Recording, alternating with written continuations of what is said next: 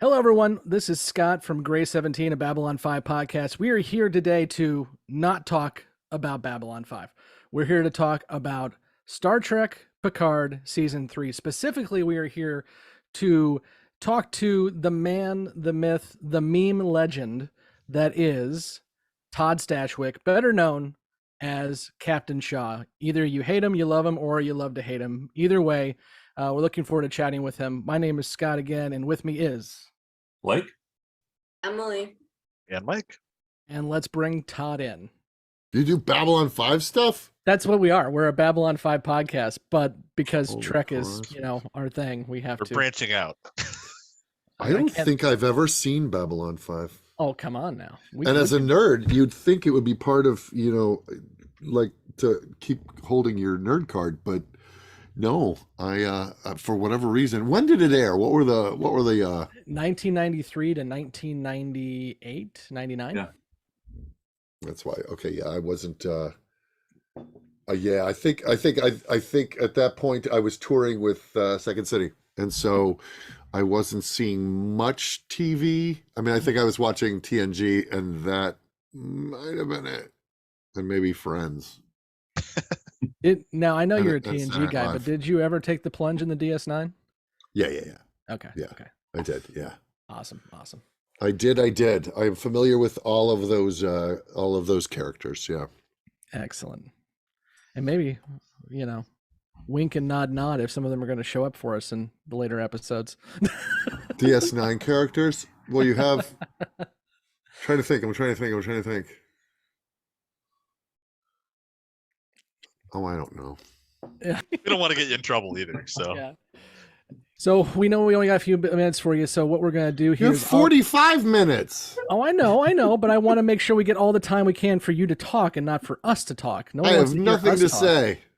Well, fuck. Okay. I'll just listen to you four nerd out about Star Trek. I'm fine with that. This is quite possible. This Yeah. we do this every week. I Yeah, was so- going It's to like it's like listening. Yeah. I wanted to So find I out. love listening. Do you guys ever listen to Smartless? No. Which is it's Jason Bateman, Sean Hayes, and Okay. and Will Arnett, and they'll always get like somebody awesome on, like Bono. But then at a certain point, they're all hilarious with each other that you forget that they're interviewing somebody because they're all talking amongst themselves. It's very funny. Well, we're not very as hilarious as Bateman, so I don't think that's going to be. I'll let you know it in 45 minutes. Well, thank you, sir. I appreciate it. I just want to thank you for taking the time to join us. It's I've been bugging the crap out of you for several weeks on Twitter, and I appreciate that you've come on and chatted with us. And I gotta tell you, Happy man, to be fell down the rabbit hole with you. Started watching 12 Monkeys 3 weeks ago, and I'm already done because I couldn't put it down. And It's a good show, right? my God, Deacon, It's a good show. yeah, and you're my favorite character from it, as I said. It's great. Oh, there you go. Nice. What we got? Yeah. I've got the medieval witness costume. Oh, I've that's got awesome. there's Deacon's jacket. It's hard to see. I got my West 7 flag. I got my knife, and I got the word of the witness clutched in the villainous paws. Now, how of did the you walk witness out and with stuff. all of that stuff? We interviewed Peter Jurassic, who was on Babylon 5, and he couldn't even get Warner Brothers to let him have anything off the set. You've got like the entire goddamn set. Yeah, I do. I also have the bell. Terry gave me Oh. the bell. You've got One half of it, because to Oh, have of both course. of them is dangerous, and it's filled with D&D dice. That's awesome. Only you and I are getting these references right now because I haven't got these assholes to actually watch the show yet, but I will. It was nice talking to you all. Have a great afternoon. Yeah. Wait, well, okay, I'm going to stop everything. Time out. You have a Babylon 5 podcast and you haven't watched 12 Monkeys? Bad nerds. Bad nerds. I mean, you haven't seen Babylon 5 yet. So you're a bad nerd too. Yeah. I was touring the country with Second City at the time. Excuses, Yeah, he's got a excuses. valid excuse. I don't. I don't either. And there was no streaming back then, so if you didn't watch it during broadcast, you missed it. And it was on some. Don't try to out ninja this nerd. No, that's true. And it was You're on the gonna lose. Primetime Entertainment Network. So even if Yeah. you knew where to watch it, you still couldn't find it. Thank you. We I think tried. I won this argument. True. At any rate, you will have no excuse next time.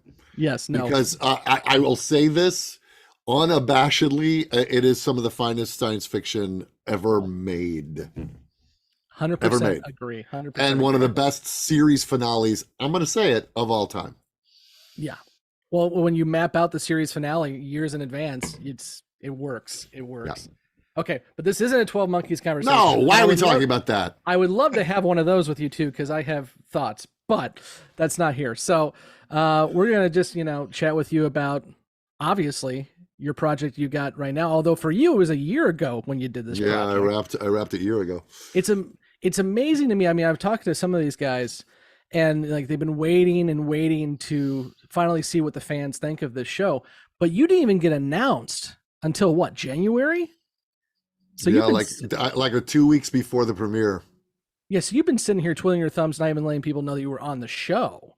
Yep. That's gotta be crazy. It was not fun. I mean, it's not fun because it's like I said to Terry and I think Frakes when I would see like Star Trek Day or them at Comic-Con, I said it looked like my family kept having parties that I wasn't invited to. Because and I understand the rollout. It's like so much of the marquee was about the legacy cast and them coming back together, and it's a TNG reunion season, and so you get the audience used to that idea, and then you roll out the villain. You go, okay, now that's cool. So it's these guys versus this person, and then you can go and by the way, Ed Spaliers and Todd Stashwick. Sort of we get, but I mean that being said. It was a bit of a mic drop during the championship game to have that trailer come out, and my character drove that trailer. So it was a debutante ball like none other. So they handled it well, if not too late. I have a question. Oh, good. Since we know Star Trek is iconic and the fan base is incredibly loyal and very, very passionate about it and their favorite series, were you hesitant to take on the role of a new captain that diverges so drastically from previous captains?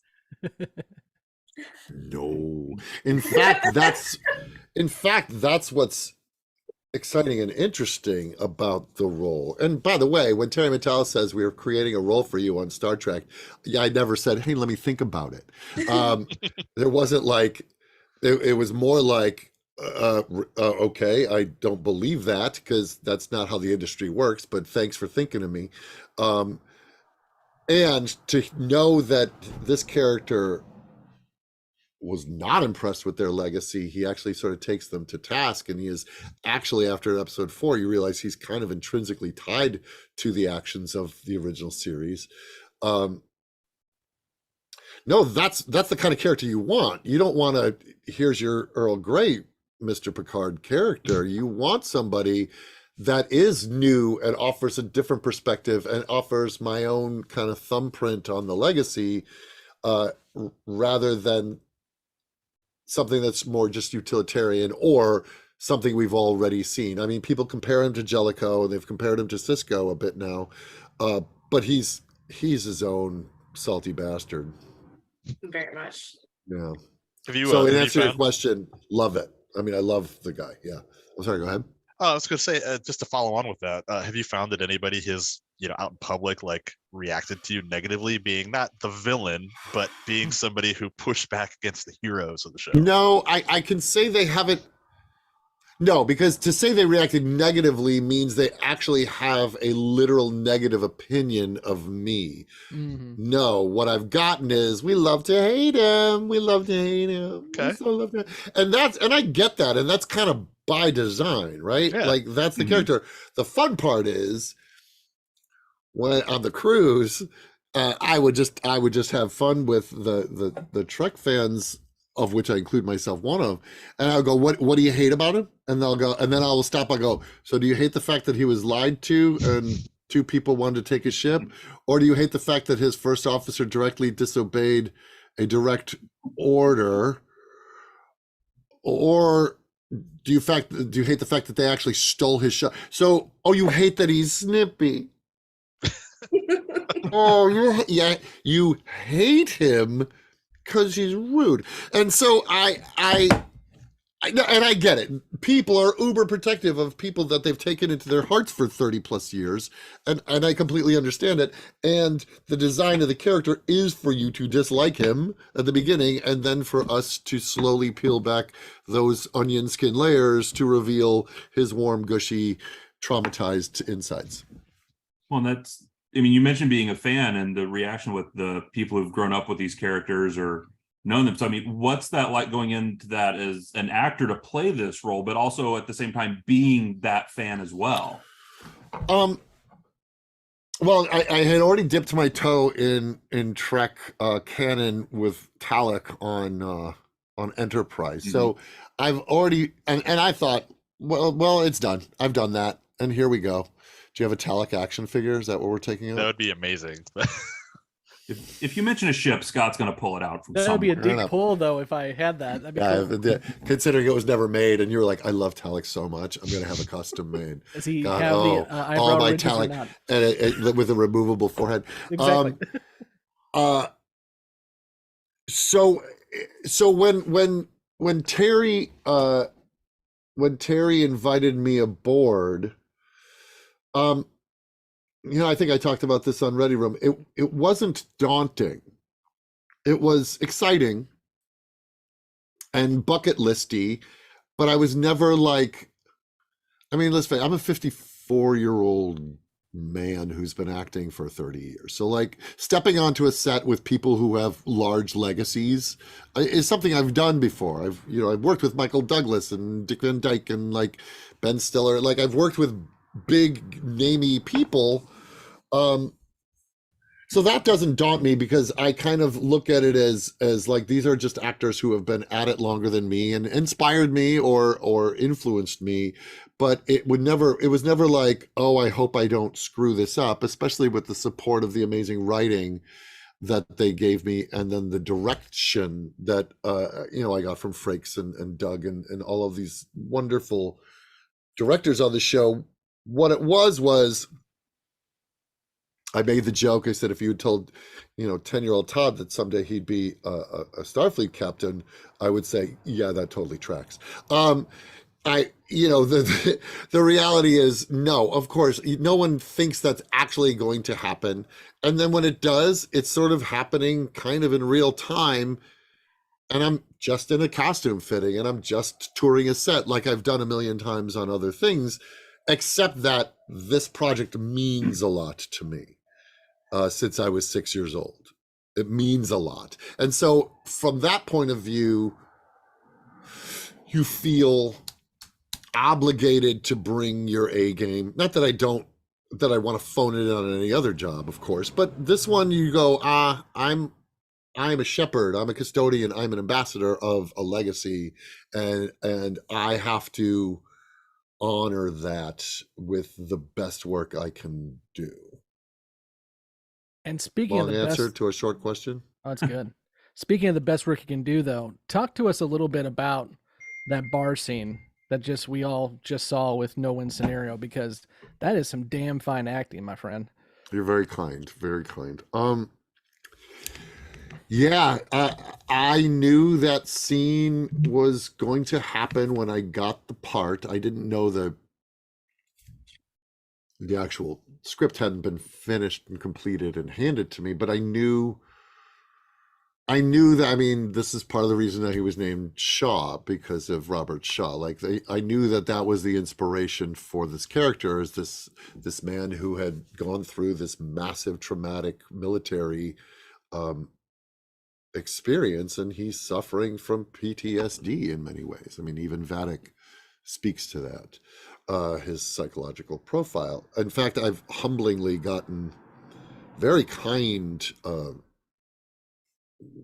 don't even know where to put it emotionally, but like notes from vets that have watched the episode already and sort of like, thank you, that really I connected to this character who's been through this experience, and I'm just a knucklehead actor boy trying to bring truth to a story.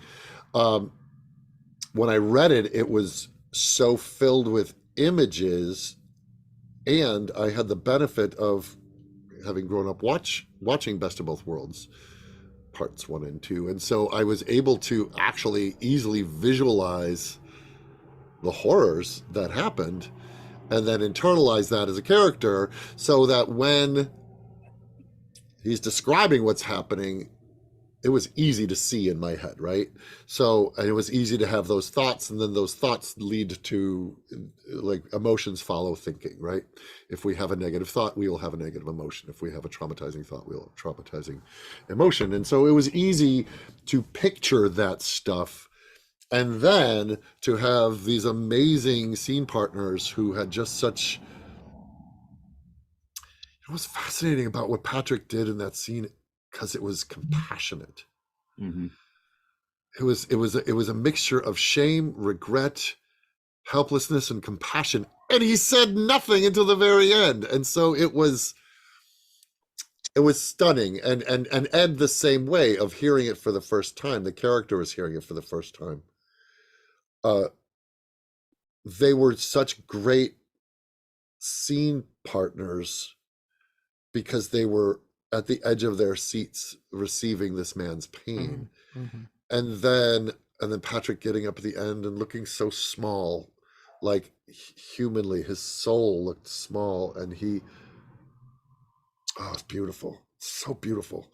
And then to have all of the room that Jonathan Frakes, who directed that scene, gave me to play with it, and then him just pushing levers behind the camera, just going, make that a little hotter this time, actually go full hot on that this time, or let's take that, like, live in that one a little longer, and then go again. And so I got about 3 or 4 at bats, and then of course we turn it around because you're showing it from a couple different angles and a couple close-ups.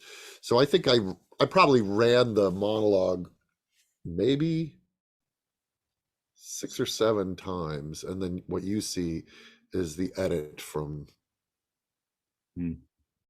all of that. But they never stopped me mid speech. They would let me go through it top to bottom each time, and it's why we got into this business, man. Speaking of Frakes, if they don't give that man another Star Trek film after this, I mean, he's directing all Trek anyway, but that dude needs another film. Yeah, as written by Terry and the gang. That'd be great. Yeah. Yeah, I love how you brought up that scene and how Picard handles it, Patrick Stewart handles it, because we actually, you mentioned people are comparing Shaw to Sisko. We saw that in Emissary, but Picard handled it so differently. It actually shows you the evolution of that character as well, too. Yeah. He's not combative anymore. He's not pushing back. He's like, I understand, and just walks out. Well, and someone else brought up, I'm sorry, go ahead. That's it, because even within the show, in that scene, and it's one of several we've seen so far, is the unwritten moments and the way they're acted in this show have been phenomenal. I mean, there's been a few scenes between Patrick Stewart and Gates McFadden that there's no dialogue, but just the looks between them. And this was another one of those, just without Patrick Stewart saying anything. And you're right, just the way he seems small at that moment and comparison in the scene, it just is a testament to the writing, and really shows the fans that have been involved with this and the care for fans with the work here. And he's being pilloried in front of his newfound son, like the levels of shame and guilt that he is wrestling with a witness and a room full of witnesses, cadets that idolize him, and young, not cadets, but they're Starfleet officers in the room. This is happening in very public space. Yeah. So, I mean, I'm curious to know more about your background. I mean, obviously we can look at the IMDb and all that good stuff, but you mentioned you were touring with Second City. Mm-hmm. As we know, you're a dipshit from Chicago in real life as well as Shaw. Yeah. So how do we get to this point, and where do we go from here? How do we get to this point? A boy with a dream. I was always, I've said this before. You can actually see my Mego Star Trek figures right there. And then, if you don't have the tree topper, do you have the tree topper, by the way? Oh, hell no. I'm not that cool. No, it's the Hallmark, a Hallmark Enterprise tree topper. Mike used to collect those suckers for I'm his tempted tree. to play it for you. It goes through Kirk's entire opening speech with all the score, and it does this amazing light show. It's That's awesome. unbelievable, and it just sits there in my Mego Enterprise case. So let's start there, shall we? Yes, let's start there. Because I have props. This is the story that I've told because it's a true story, which is 1974, opening up my Christmas present, and there was my Kirk Spock McCoy action figures, thus kind of launching me into a lifetime of indulging fantastical story in my soul, right? Embracing genre as just a means of expression and storytelling and play. I was a Dungeons and Dragons kid. I was a Star Wars kid. Spielberg, Lucas. I was the Stranger Things kid without the Demogorgons. And so all of those seeds firmly planted in my bones. And so then add into that, I fell in love with acting in high school. I was always a Joker boy and I wanted to be a Ghostbuster. Like I wanted to be Bill Murray. So then at a certain point in high school, I was like, I'm going to go to college for this. I went to college for this. All through college, I was just hell-bent on being on Saturday Night Live. That's what I thought I was going to do. I thought if I get on Saturday Night Live, I can become the next Bill Murray and I will be a Ghostbuster, because that's how that works. And I mean, they did it already once, so lightning can strike twice. So I went to college for acting. The whole time in college going, I want to get out and I want to do Second City because I want to be on Saturday Night Live. So then I went back to Chicago. I went to school downstate, Illinois State University. That's where I got my degree. I'm a leatherneck, so I won't hold Redbird against you, but I kind of am judging you now. You're a what did you say? I'm a leatherneck Western, so. I was a theater kid, so sports ball is not in my language. Well, and so we didn't really play sports in Macomb anyway, so there you go.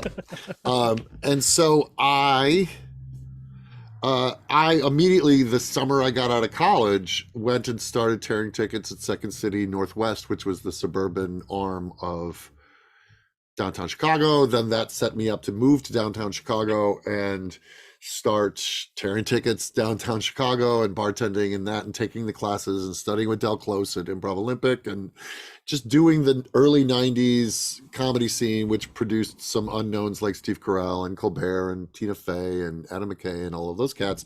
That's who I was. That was my kind of graduating class. And I was up for SNL in 95 and I didn't book it, but that moved me to New York, which then one thing led to another, and then just started, achieving the dreams that I was dreaming when I was playing D&D and Star Wars. So like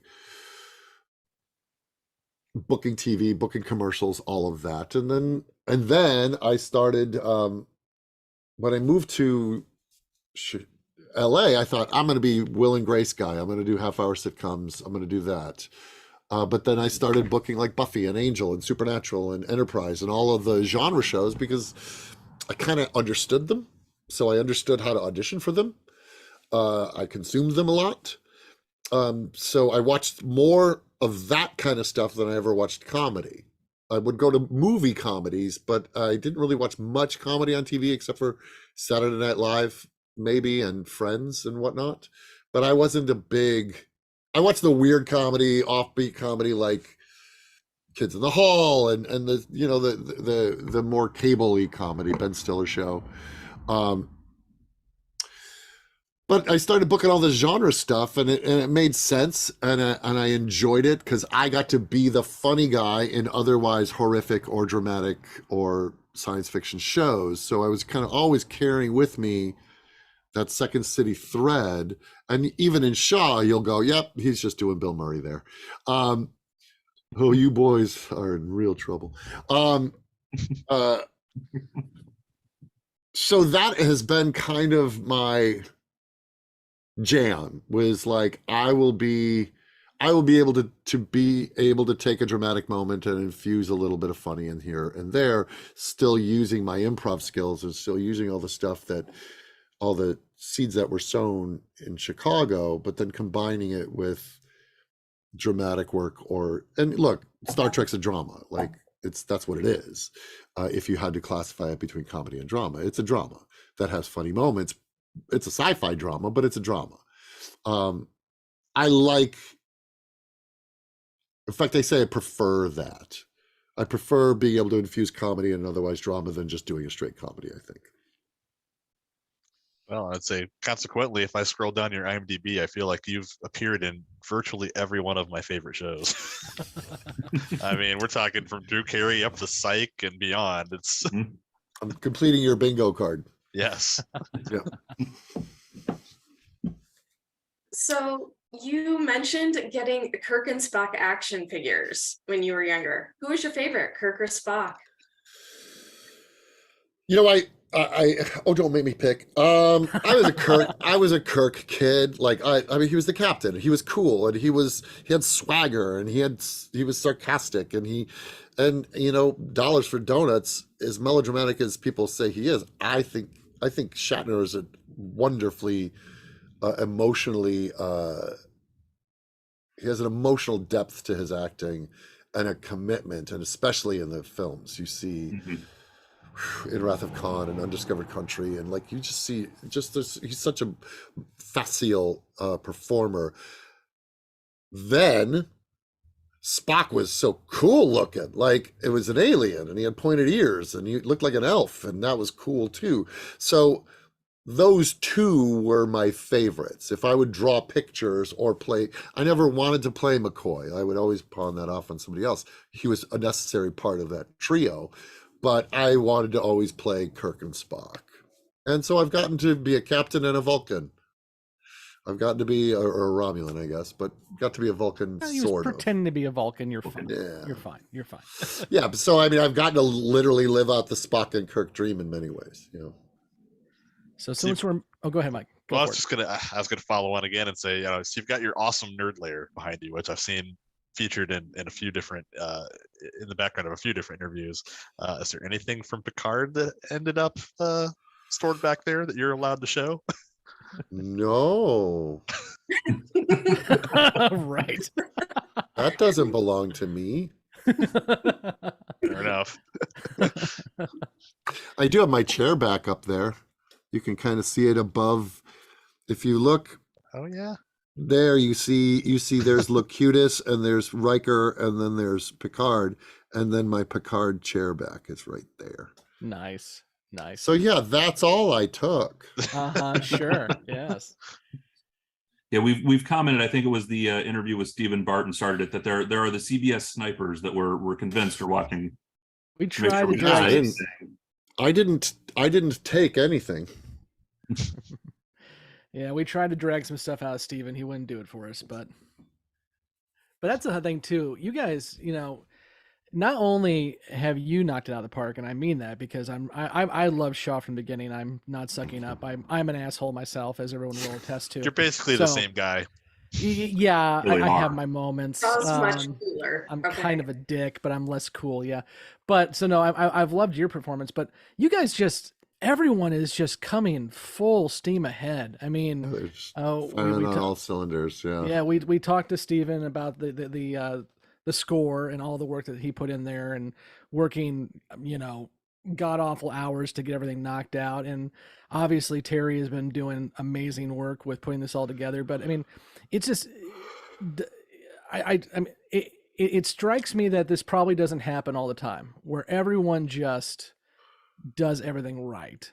It happens on Terry Metalis joints because, you know, I've experienced those a lot. I mean, it was 4 seasons of 12 Monkeys, and everybody brought their A game, and I thought it was impeccably cast, and the VFX are there. Terry knows how to inspire people. He knows he gets great writing out of great writers. He knows how to cast, and he knows how to assemble a writer's room. So those are two very formative experiences for me. So I can say those. I don't know if they're the exception to the rule, because I worked on The Riches, which also was very much well-run ship, as well as The Originals, which was a very well-run ship. But Alchemy, like 12 Monkeys and Picard, yeah, that's probably rare. Like, where just the alchemy of it all, where you go, the writing really suits the actors so well, and does justice to a legacy, which is a harder pencil to sharpen, right? It's harder because it's not your pencil, and yet you have to care enough about it and own it enough so that it isn't a slavish Valentine. It is also creating something new, which goes back to, Shaw. Shaw is a character on Picard. He's not part of the Next Generation. He's a character on Picard, and he's a new character. And the fact that they have the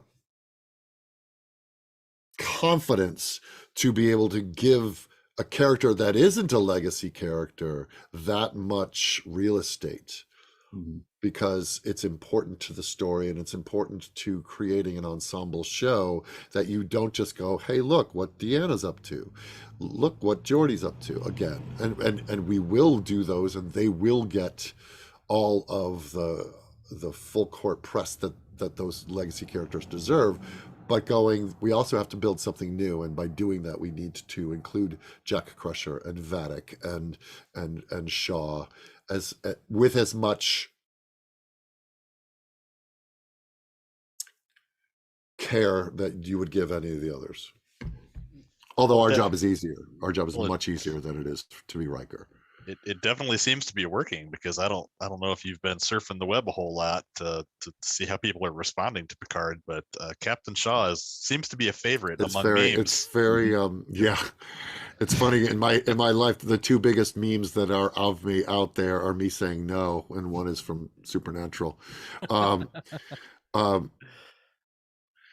Yeah, it's working. I mean, I think Terry and all involved, those that establish tone and the cinematography and the set dressing and the performances, we all knew the job that we were trying to do, and that is give a 10-episode movie send-off to Next Generation in many ways. Mike mentioned the memes, and I think my favorite one out there is they were talking about, and it's a show poster with Shaw on, and it is Star Trek, More Strange Shit. And I think I can speak for our group, is we would love to see that spinoff, but any spinoff that would have this creative crew both in front of and behind the camera, we would totally be there for it. Absolutely. That would be the dream. Those are questions for people far above my pay grade. Those are people making decisions in rooms that I'm not in. So anything y'all can do to help, we would love it, because you're who we're making it for. Yeah. I don't know anything. I haven't heard anything, and I'm not being cagey. It's just no one on that side of things has given us any indication of movement one way or the other. Well, I'll just say, watching the fandom, and I know you do too, you're very active on Twitter, so you've seen it. I have not seen this much energy behind a Star Trek property in 20 years. Wow. I mean, seriously, I mean, and some people dog on the new Trek. I enjoy quite a bit of it, but none of the new Treks, even Strange New Worlds, which I think is really kind of like, fans have said, okay, this is pretty high up on the echelon. Yeah, it's a good show.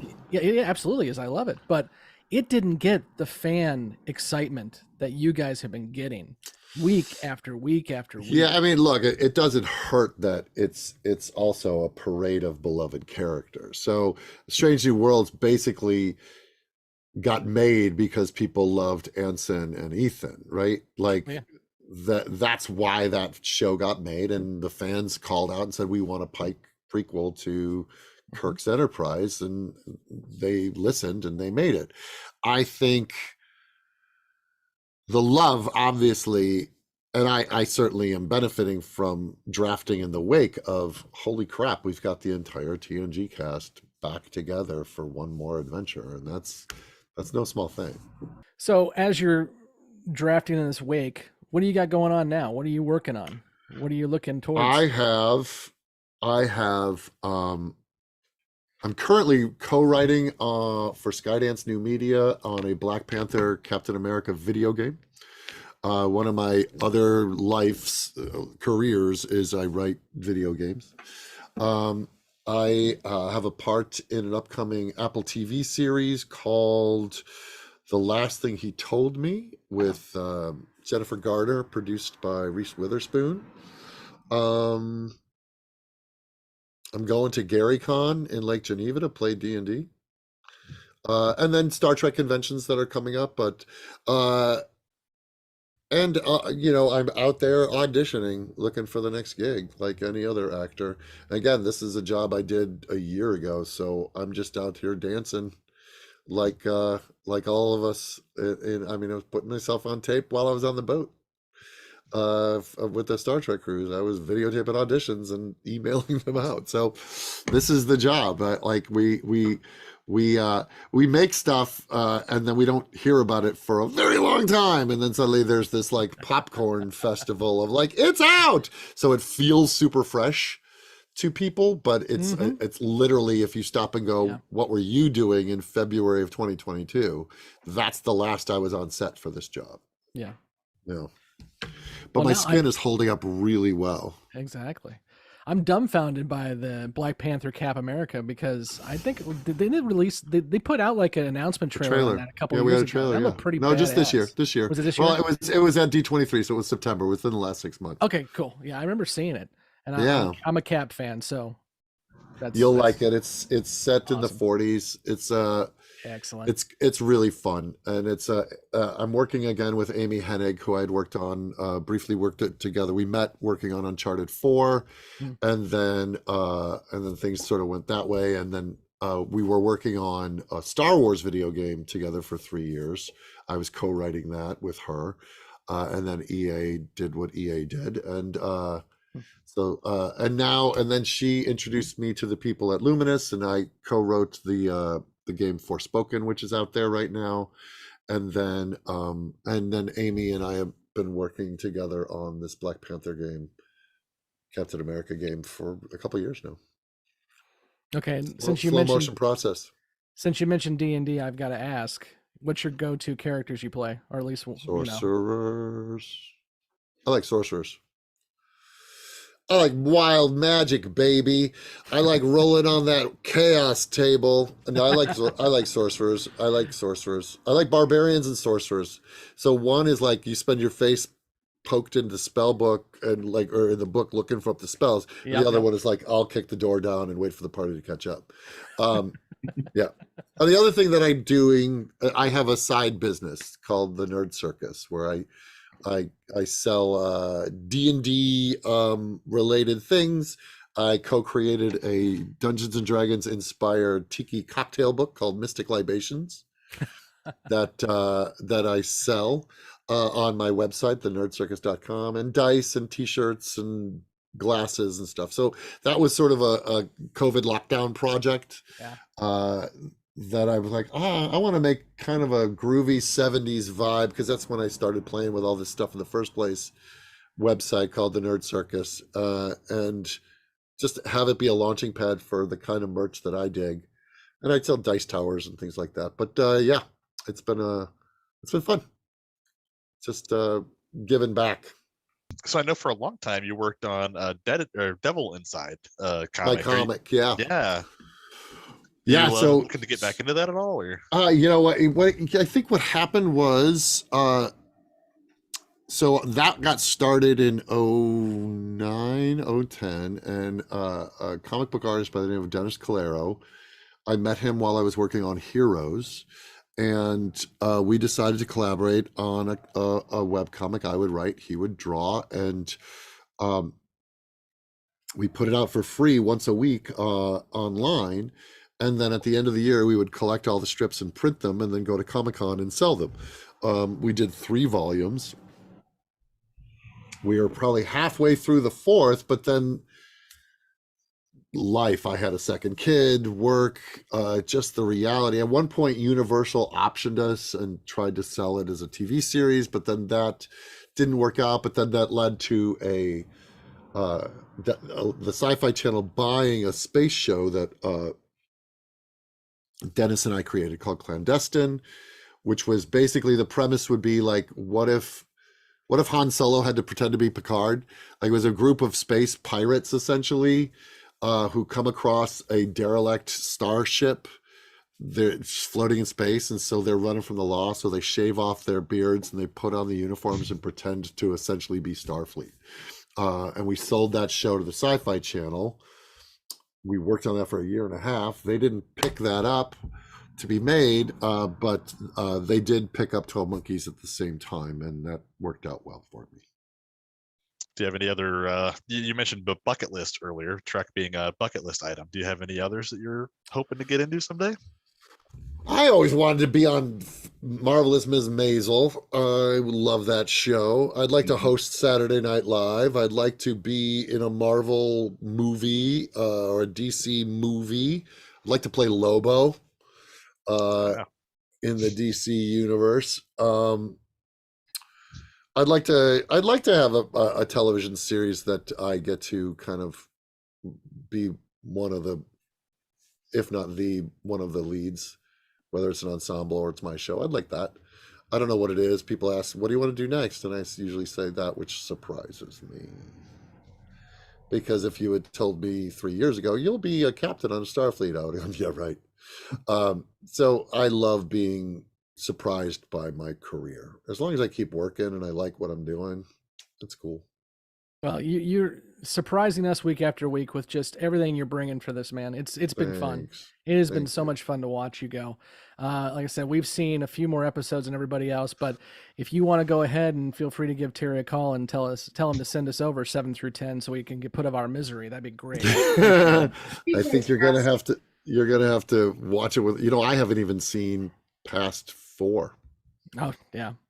Well, I watched up to 4 because I had to get ready for the Ready Room, but I haven't seen any full episodes after episode 4. So you're even ahead of me. How are they? Oh, Fantastic. Pretty Fantastic. good. Okay, good. They're Okay, amazing. good. Yeah, no, I mean, and I keep hearing, because there are some cool kids out there who have seen the whole thing, and I keep hearing from them that 9 and 10 are basically, as you mentioned, the TNG movie that we never got. So I'm really good. looking forward to it. The scripts were unbelievable. Had a blast. They're so good. That's great. They're so good. You're gonna love it. Well, hopefully, man, if we can, we'll get you back on after it's all said and done. We can talk about the whole thing. That works for me. And maybe you can check out some Babylon 5 while you're at it too. It's on All Tubi. I'm doing tonight. I'm going to do it all night long. I'm just going to binge all of it. Oh, Tubi? It's on Tubi now. Tubi? What's Tubi? It's a free streaming service. Are there commercials? Yes, unfortunately. I He's know. out. He's done. Lost that one. You've waited 30 years. I guess you can wait a little longer. It's fine. I'm not interested. There was another one that I was supposed to watch. I watched a few of. And there were lots of puppets, and it was good. What is it? Farscape? Yep. Yeah, that's Mike's show. It is. I love Farscape. That was pretty fun. It's sort of Buck Rogers. Mm-hmm. Yeah, I liked Farscape when it was out. That was another one I was into. Yeah. Babylon 5. Was that Bruce Boxleitner? Yeah. Yep. Mm-hmm. Yep. There you go. You got it. You understand. He's Tron. Yes. And now he's the president of the galaxy in Orville. Because. See. Perfect.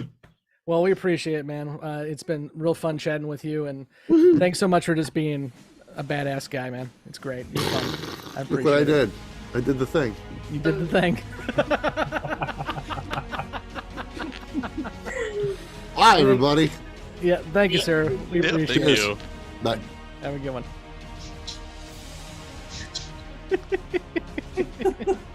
I love that, man. Got the answer I wanted. I gotta know.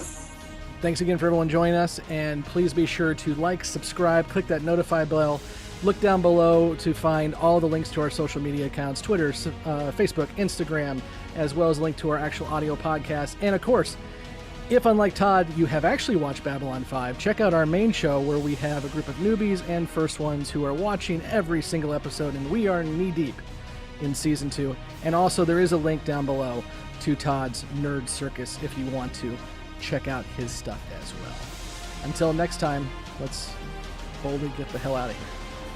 Thank you for listening to Grey 17, a Babylon 5 podcast. You can find all the places to listen to and watch this podcast and links to our social media accounts at anchor.fm/Grey17podcast or youtube.com/@Grey17podcast. We want to hear from you, so please join the discussion on Facebook, Twitter, and Instagram. Be sure to subscribe and leave a review wherever you're listening to or watching this podcast. Grey 17 is not affiliated with, and the podcast has not been prepared, approved, or licensed by Warner Brothers or any other owners of the Babylon 5 copyright. All clips included in this podcast are the intellectual property of the respected copyright holders. They are included here for purpose of review, and no infringement is intended. The opening and closing themes are available from Falling Matter on YouTube.